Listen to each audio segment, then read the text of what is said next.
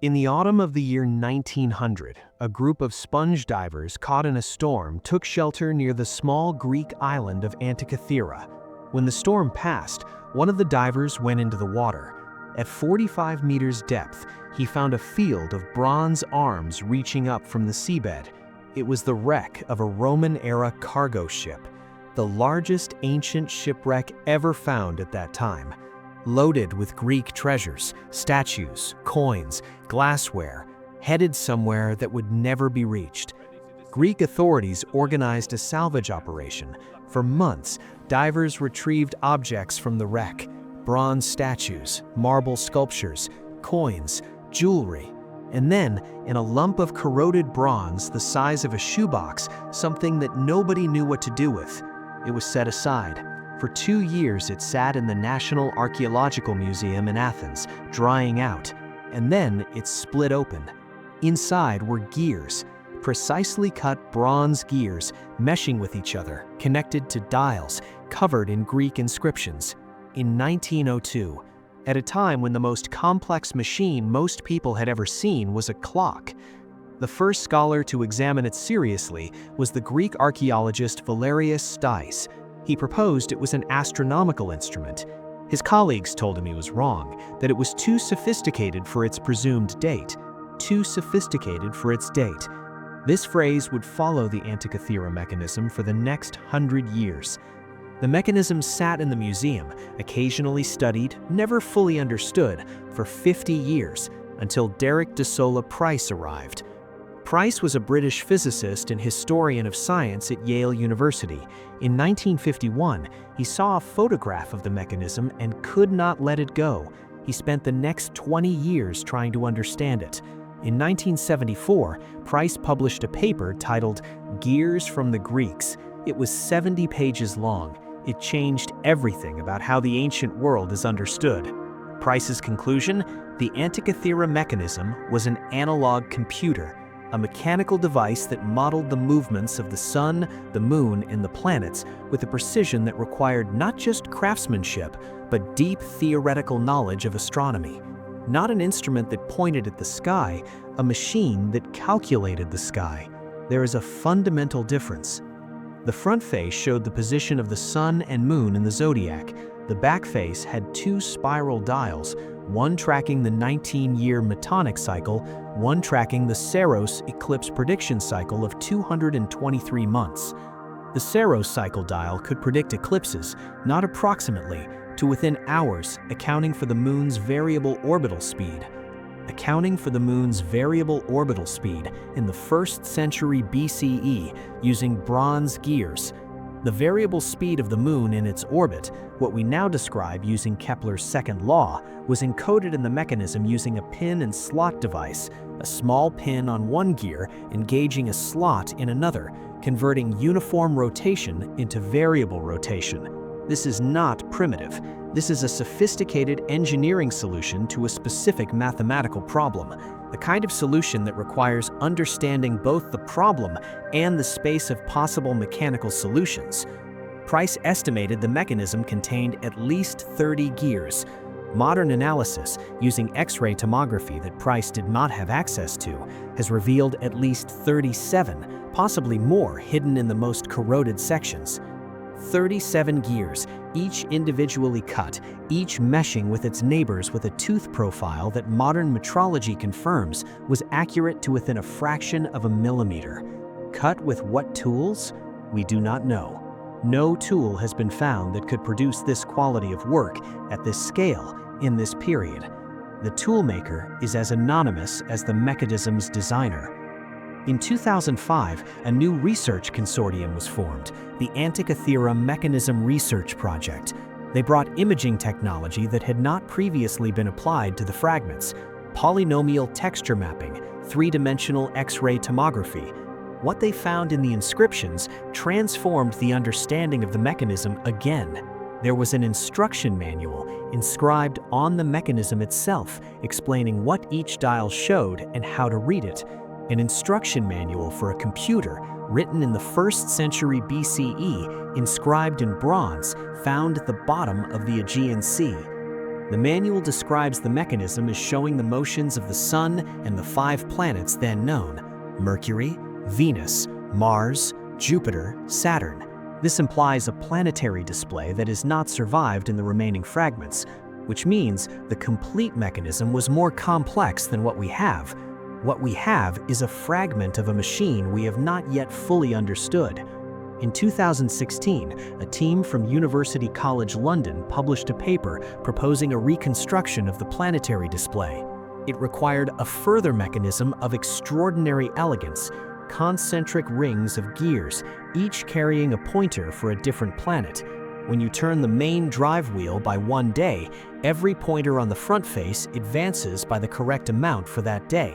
The Sun moves a little, the Moon moves more, Saturn barely moves at all.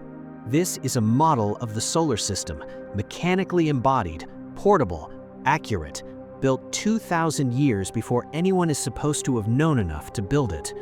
Now the question that the mechanism forces: who built this? The inscription references a location, Corinth, or possibly a Corinthian colony. The astronomical parameters encoded in the gears match calculations associated with astronomers working on the island of Rhodes in the 1st century BCE. Rhodes was, in this period, a center of astronomical and mathematical knowledge. Hipparchus, the greatest observational astronomer of antiquity, worked there. Posidonius, mathematician and polymath, ran a school there. But naming Hipparchus or Posidonius is speculation. We have no direct evidence.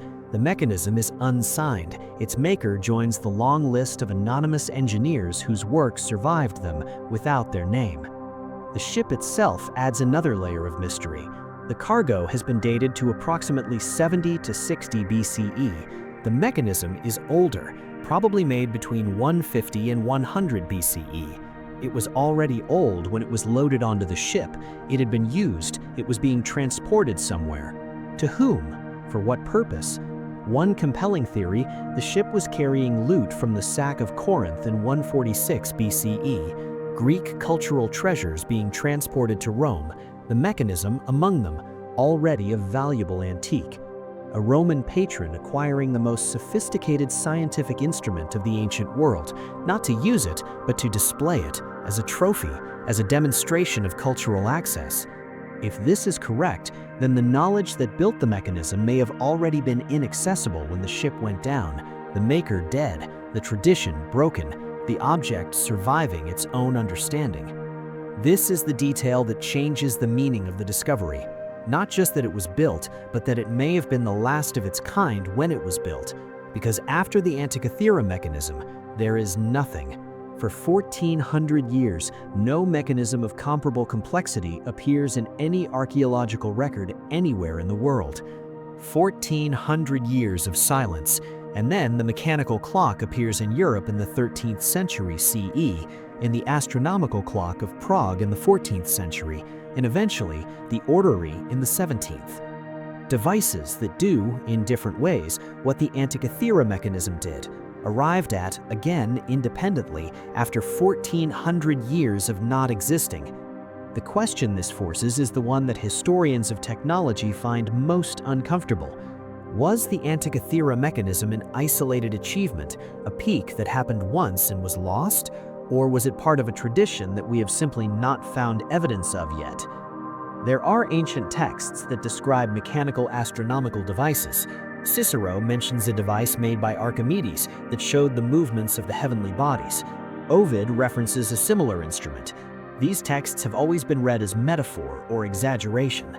After Antikythera, they look different, because we now know that someone in the ancient Mediterranean world was building exactly what these texts describe, which means there may have been others, lost, melted down for their bronze, decayed in conditions less preserving than 45 meters of Aegean seawater.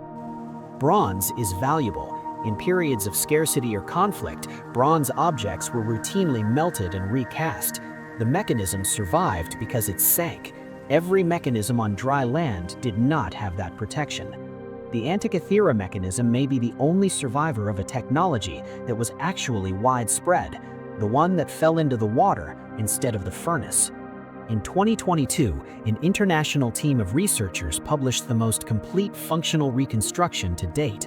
They built it in bronze, using only tools that would have been available in the 1st century BCE. It took them months, with the knowledge of what they were trying to build, with the complete tomography data as a guide, with modern astronomical theory behind the mechanism. Months. The original maker had none of this. No tomography of a previous example, no modern astronomical theory, no research team, and the result was more sophisticated than what the reconstruction team produced. The original maker produced something that took a team of modern researchers with complete documentation months to approximate and did not fully match. This is not a comfortable fact for our standard narrative of technological progress. We assume that technological sophistication increases over time, that each generation builds on the last, that progress is cumulative and essentially irreversible. The Antikythera Mechanism is a counterexample to all three assumptions. It was more sophisticated than anything that followed it for 1,400 years. The tradition it represented did not build on itself, it vanished. And we do not know why. We do not know what ended the tradition. War, economic collapse, the loss of specific craftsmen, the destruction of the texts that explain the theory, all are possible. None is documented. What we know is the result, a gap of 1,400 years in the history of mechanical complexity, a gap that begins exactly when this object disappears beneath the Aegean. The Antikythera Mechanism is now in the National Archaeological Museum in Athens. Fragment 1, the largest piece, is displayed in a case that does not adequately communicate what it is. Most visitors walk past it. They have been told it is important, but not told why in terms they can feel. They see a corroded brown object in a glass case and move on to the statues. The statues are beautiful. The mechanism is more important than all of them combined. Because the statues tell us what the ancient world looked like, the mechanism tells us what it was capable of thinking. And what it was capable of thinking is this: a complete mechanical model of the solar system, accurate enough to predict eclipses, small enough to carry on a ship, built from bronze by hands we cannot name, for purposes we cannot fully reconstruct, 2,000 years before we thought such thinking was possible. It went to the bottom of the sea, it came back up, and it changed the question from what the ancient world knew to what else we have not yet found. Thanks for watching. Don't forget to subscribe and turn on notifications so you never miss a new video. See you in the next one.